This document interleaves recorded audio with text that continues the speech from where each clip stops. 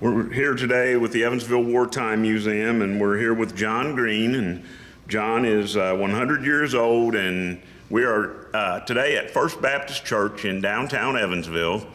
And First Baptist Church during World War II was served by Reverend Frederick Rake. And John was a member of the church here, so we're going to ask John some questions today about First Baptist Church and about Reverend Rake. Okay. Now, John, can you tell us your earliest memories of being here at First Baptist Church? Well, I was a baby when it first came. I've been here 100 years. Yeah, cool. I left a little while, but it's not been 100 years. So, do you remember coming to Sunday school and church here as a young every child? Sunday. I had routine, and my mom would talk to different people, and she'd take guys to church with us. One of them's on the board out there, got killed. And then my sister's, she was engaged to Gerald Grindle, and he got killed over in Italy. And what else you want to know? Do you remember Reverend Rake, like his personality, his preaching style? Oh, he was very likable and very outgoing, very smart. And he had the red tie thing like they were talking about. Yeah, tell us about that. What was the red tie? If anybody that wore a red tie, he would come up to him and say, "It's $1 fine." And they'd give him $1 because they wore it. And some guys would do it on purpose so they could give it to him. He was a very good preacher and a very good man. Now, he led this congregation through some pretty tough times in this city. Yeah, he was the one that got this church built. And they moved, my mom was with them when they moved up here from down a block away. And what year was that? I think it was 1921, before my time. Yeah. Well, I mean, he had to be a pretty influential leader in this city and with this congregation. Yeah, he would go down to Central High School and talk to all them boys down and get them to come to church. Gotcha. Which they did, and they'd bring their girlfriends and get married and all that. Sure. Yeah. That's awesome. Yeah, I mean, because during his time here, you had the Great Depression, the '37 flood, and World War II, and Yeah, I remember when they had outhouses for the church. okay. You all remember that? No. Out there on the curb, had two outhouses, one for men, one for women. But that was during the flood. The basement was flooded. Okay. I got pictures of them at home. Oh, wow. Yeah, he showed me a picture of that today before we came out. That'd be interesting. That would be neat to see, yeah. So when World War II started and you were going to church here, do you remember, I'm asking you to remember something pretty specific, but do you remember Reverend Rake's messages during that time? Were they inspirational as far as the very war much effort? so. It had to be to get that many people. This place be full. And the women would have Sunday school here, and the men, of course, at the go-go. And then they'd get together for church service. Nice. When did they move from this location to that location? Remember, the Agoga moved. It was across the street. Yeah, they tore it down. Yeah. And then they moved. I wasn't going here at that time. Okay. I took a time out. The girls wasn't getting along here, so we went to Forest Hills. Okay. And we were there about 12 years, I guess. Okay. And then the girls got married, and then Ari and I came back up here. Okay. But while I was there, I was a treasurer for 10 years, and I was also a deacon and a trustee. Okay. And then I did a lot of the maintenance work, built some cabinets and closets and helped the boiler and all that stuff. Put in a water heater and put in a water fountain on my own, because I wasn't working. I retired when I was 55 years old Okay. and hadn't worked, hadn't had a job since then. But I did have a bunch of apartments, and I took care of them. Okay, That was my income. okay. Sorry. So you told me when, once before, when you went into the Army in 1944, and I asked you out at the museum one day if you ever wrote any letters to Reverend Rake, and you told me what your mother told you. Do you remember My that? mother said, be sure and write to the preacher. And my brother did too. Yeah, And he's got all them letters at the museum. yeah, yeah. So we looked them up, and we saw your letters and your brother's letters in there. And anytime you want, you can go out there and he'll pull it up, or you can read the letters. Okay. He can pull up any letter that you want. Yeah, they're all digitized. Well, you know, I was reading about Reverend Rake, what I could find, and one of the things I read was that he set aside time every day for correspondence, to write letters, because when you look at the list, Well, he wrote a lot of them. yeah, of young men he was corresponding with during World War II, I mean, it was over 100 names. Yeah. So, you know, it had to take him a lot of time to sit down and write those letters. That's right. Didn't take long on mine. I didn't write long ones. Do you remember what, you know, we have the letters you wrote back. Do you remember what he said in his letters to you? Not offhand. Okay. That's a long time ago. Yeah, it was. 1945. Yeah, 80 years ago. Yeah, 80.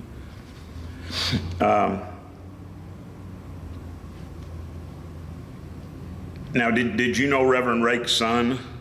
I didn't know him personally, but I knew him. Okay. Yeah. Because he was in the military during World War II. Right. And from what I read, you know, and I think that had to impact probably his message, you know, the fact that he wanted to communicate with these young men from Yeah. his congregation. Yeah, he was older than I was. Okay, because he had a son in the war, and his son actually worked with a P-47 Thunderbolt unit, which were built here in Evansville during World War II. Yeah. So that was kind of interesting to read that. And then when you came back from the war, Which one?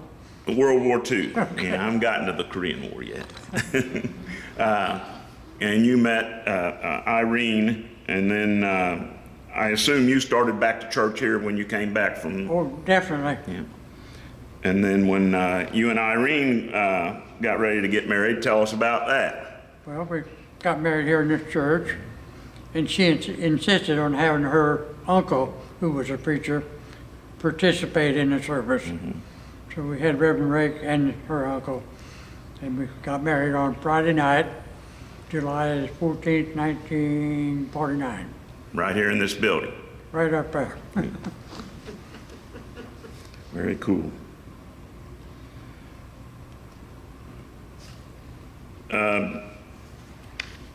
Do you remember when you got home from World War II, and Reverend Rake, you know, had been inspirational in a lot of things in this city during the war? I think from what I read, he went and talked to a lot of community organizations and places that, Oh, yeah. about supporting the war effort and the soldiers and so on. And when you got home, do you remember being welcomed back here from the military and Well, just normal, just normal?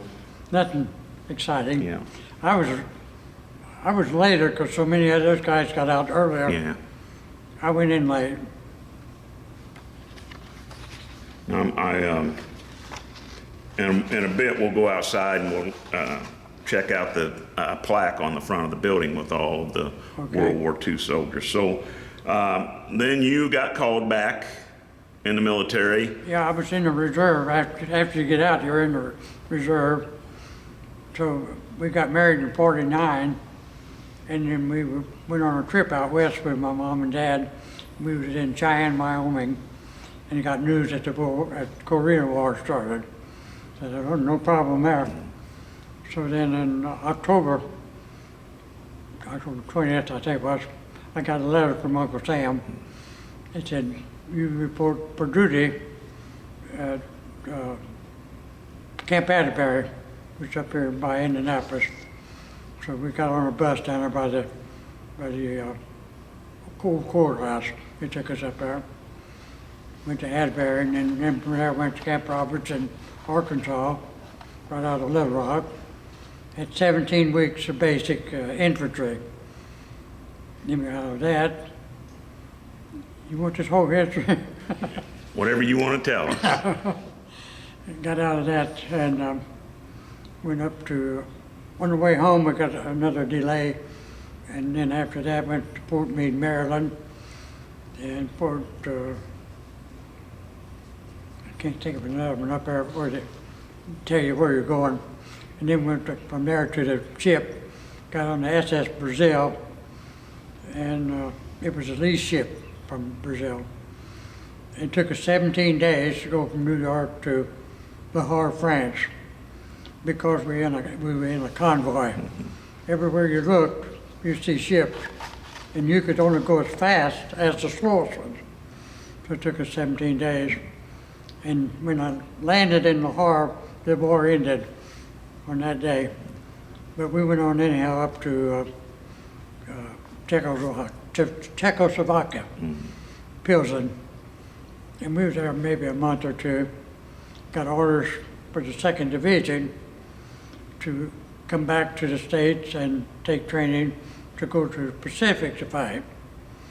So we got on a boat down to Le Havre again and come back in 7 days and landed in Boston, went to Camp Mouse Standish, and were distributed from there, went from there to Camp Atterbury, and then they gave us more instructions and gave us a delay en route, so I forget how many days, and we're heading for Camp Swift, Texas, which is right outside of Austin, down by Bastrop, where they're going to build that big factory.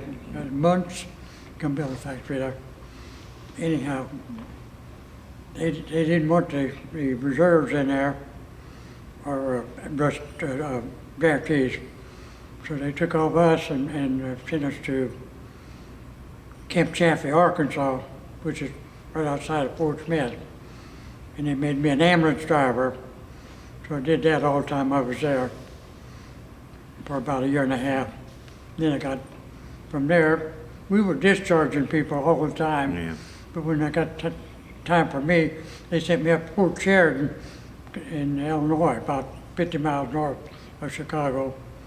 Got discharged and then come on back home. And they give everybody a ruptured duck. Yeah. I gave you one. Yep. It's a little thing you put on your shirt. They sew it on for you, show that you're discharged. Otherwise, the MPs could pick you up there. So then I came on back there, and while I was home, I got mixed up there. We was on our way to Camp Swift. I was home. The World War in Japan quit, so I didn't have to go over there after all. And then I went to Camp Chaffee. Sorry. So then when you got called back to go to Korea, what year was that? 53? Or 50, I mean? 50. October 20th, 1950. Okay. And then, do you remember when you were in Korea, did you correspond with Reverend Rake then as well? He wasn't there anymore. Okay. He'd already left Yeah. here at that point. Got I it. think McKinney or somebody. Yeah. They had several of them. Yeah. McKinney was in it. Yeah. Okay. Interesting. When I got into Japan at Sasebo, we went from Tokyo to Sasebo on a train, and when we got there, they sent us up to a big building, and not tall but long, and they would assign us what we were going to do when we got to Korea. They made me a tank driver, so that was my MOS number, which is what everybody gets one of them. That's the kind of job you do. Anyhow, got to the unit where we were going to be assigned, and went in to see the captain who was interviewing, And I said, they got my MOS as a tank driver, and I've never been in one. He said, well, don't worry about it, all of ours got knocked out. They had tanks with bulldozer blades on them for engineers. This is second combat engineers, is what I was in. So he asked me some questions like, what religion? I told him I was Baptist. And he said, can you type? I said, yeah, I type. What else? Well, there's about 4 things he asked me, and I told him yes. He said, you're the man we're looking for. So he made me chaplain's assistant. So I got to be chaplain's assistant for the rest of the time there. Chaplain Buckland was his name. And he got called home about August, I guess. He had family trouble. And then we got another chaplain. And I had been sleeping in the same tent with Buckland because he didn't want other people sleeping in there. He had 2 cots. And yeah, I would be there anytime he wanted me. But this other new guy come in and said, no, you sleep in the squad tent with the other guys. So I did that a night or 2. And he come to me and said, you come back and sleep in my tent because the officers were coming. That was the place where they rotated and sent them to the different companies. So he didn't like that because they would come in and sleep in his tent. So he had me come in there and sleep in there with him. Then I'd be available whenever he wanted. Yeah. So looking back at you being born and raised in this church and then going to this church for most of your life. I don't come because I have other problems. Yeah. Could you describe or relay to us the impact that Reverend Rake and First Baptist Church has had in your life? Oh, they have a very big impact. It made me what I think a good person. Always try to do everything right and honest. That way. Do you guys have any questions for John? Aretha, do you know anything? I'll tell you one other thing Okay. I did one night. We had a little stove about to be around about that tall. It run on gasoline. And I told you this. This is in Korea. Yeah. And we was in this tent, and we had a line going out back, and every day I'd have to go to the motor pool and get 4 5-gallon cans of gas. I put them in the back, and then during the night, I had to get up and feed them. So one night I got up and went out there, and one of my cans was empty. So, I know what happened here. The people next door to the officer's tent, they had their houseboy was stealing my gas. So that next day, I filled one up with water and put it right where he could get it. And then I had my other 3. So the next morning, the chaplain come from breakfast. He said, there sure was a bunch of officers was mad and cold last night. That's a sad story. So what year was it that Reverend Rake left? Do you remember? Well, I was back, You were back. but I don't remember. Remember the year? I think McKinney was next, Yes. and they had several others after that. Right. Well, it almost had to be between 49, the year you got married, because he married. Yeah, he was still in 49. And the Korean War started in 50. Yeah, October. Yeah, so right in between there. No, it started in July of 1949, Okay. because we was out in Arizona, out in Wyoming. When you got And we got the called. message that the war started. The Korean War. I think I told you that. Yeah. So when you got back from Korea, he was not here? When When you he got, went to Korea. when you came back from Korea, he was gone then, Reverend Rick, or was he still here? I don't remember. My memory's not very good. Oh, pretty good. So Reverend Rake, you said that he wasn't here when you were overseas, writing letters. For Korea, Yeah. I don't remember writing him from there. Yeah, okay. Okay. Gotcha. Anything else? All right, thank you, John. Oh, you're welcome. And, yeah, right here, and the preachers were here. Yeah. He wasn't up here. Oh, okay, all Yeah. right, And okay, then they put us together. okay. They put you, yeah, okay. And then that evening, we took off and we was gonna go to Chicago. Yeah, We got as far as Terre Haute and said that's enough for that night. So we spent the night there and then went on to Chicago. yeah, Went to the Allerton Hotel. Spent the okay. night, or 2 nights. Then we came back home, we went back to work Monday morning. It was a quick trip. Yeah, All right, John, you're standing in front of the plaque that has the World War II servicemen who were members of the congregation of First Baptist Church, and you're pointing to your name, and whose name's right under yours, or right above yours, I mean. my name's John Green, this is my brother, Dwight Green, D.O., they call him. And did you know most of these young men? I knew most of them, yes. Yeah. And then tell us about, in the middle, you knew a couple of the guys that were killed during service here, in the middle of the plaque right here, John. Oh, those? Yeah. Yeah, this is one that we used to pick up, lived down in Rhinelander district. We'd pick him up, bring him to church. Do you remember where? This is here is one my sister was engaged to. He got killed in Italy. What's his name? Gerald Grindle. Then later on she married Ronald Pride. Remember Ronald Pride? Yep. All right. Thank you.